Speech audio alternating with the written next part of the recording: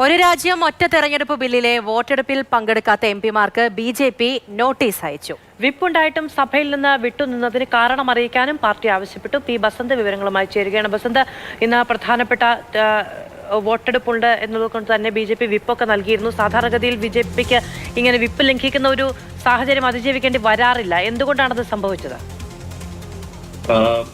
ഇന്നലെ തന്നെ BJP whip നൽകിയിരുന്നു.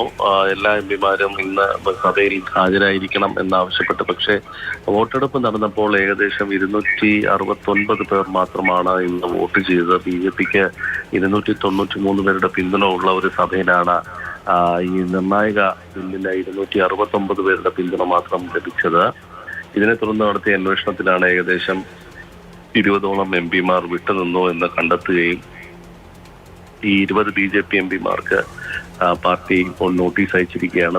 വിപ്പുണ്ടായിട്ടും വിപ്പ് ലംഘിച്ച് മാറി നിന്നതിന്റെ കാരണം ചോദിച്ചുകൊണ്ടാണ് ഇപ്പോൾ ബി.ജെ.പി കത്തയച്ചിരിക്കുന്നത്.